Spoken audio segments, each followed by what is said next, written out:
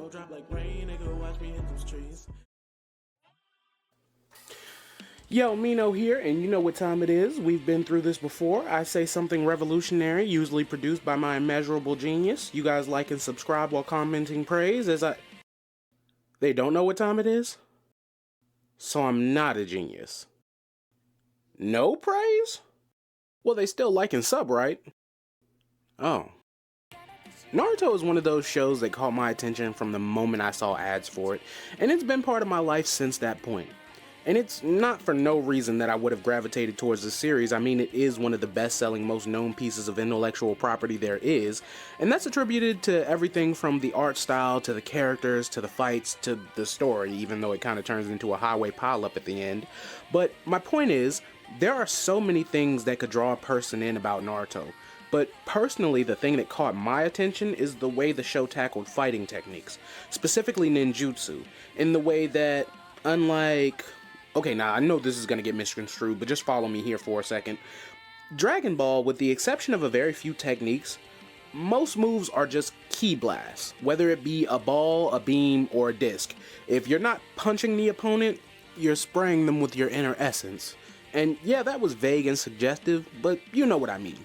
And even a show like Bleach, where each character has their own unique weapon, fighting style, and moveset, Naruto still had more of my favor just because in Bleach, those moves are locked behind one person's ability to use them, and therefore you can only see a Getsuga Tensho in the context of the way Ichigo fights, and vice versa. You'll never see Ichigo let off someone else's attack or even modify his own in a significant way, whereas in Naruto, Kakashi, Sasuke, and Jiraiya can do the fireball jutsu, and even the way this single jutsu can be modified and applied in battle is what really intrigues me when it comes to shonen battle anime specifically. Now, don't get me wrong, Naruto has a plethora of places where it dropped the ball, but if you want to hear about that, check out the channel, because I'm not here to talk about all that today. What I really want to get into is how disappointing the Rasengan is, and as far as jutsu in general go, it's not bad. It's definitely not the worst, most disappointing jutsu. Again, check out the channel for that video, but it's definitely not what I would have gone with as my pick for the MC's ultimate and most used technique,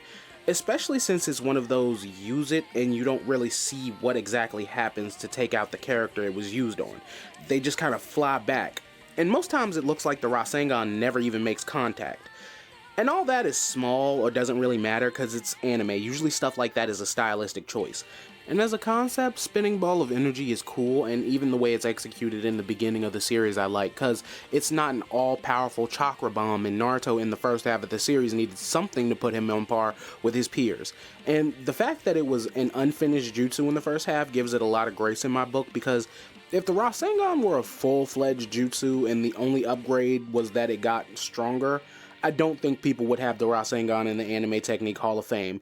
And don't get me wrong, just like the Kamehameha in the Getsuga Tensho, the Rasengan is visibly bland, but I think the thing that helps those moves is the build-up and the actual way the move is utilized. Like the instant transmission Kamehameha.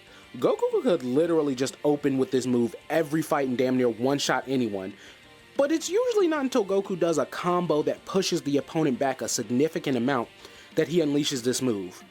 But in my opinion, it never really hit as hard as it could, because imagine if Goku was engaged in a close range, hand-to-hand fight, and the opponent throws a punch, and instead of dodging to counter with a kick or punch of his own, he just, boop, teleports behind or beside his opponent and blasts them. Even if it doesn't finish the fight, I'd rather see that than charging a universe-busting blast for 3.5 episodes. What the fuck is an episode? Whatever. Getting back on the Rasengan, it's the same problem for me if you got hit by Naruto's Rasengan. There's a 90% chance you were both standing straight up facing each other and Naruto thrusted his hand out in front of him to hit you. And you may be thinking, okay, that's how the Rasengan works, but no, you don't have to be standing and your opponent doesn't have to be facing you, nor do you have to hit a in the middle of the body shot every time. It would have been amazing to see a fight where Naruto is losing and maybe like gets thrown to the ground, and then the opponent walks over and start talking trash as they do, and right when he leans down, bam, Rasengan to the face. Or Naruto knocks an opponent off their feet and slams them to the ground with a Rasengan. That's hype. But when you see Naruto take that stance with his clone behind him, you know this is a head-on, middle-of-the-body Rasengan.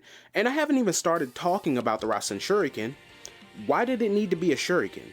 As far as I know, that part of the Rasengan doesn't even do anything to you, as usually the damage doesn't come until it expands.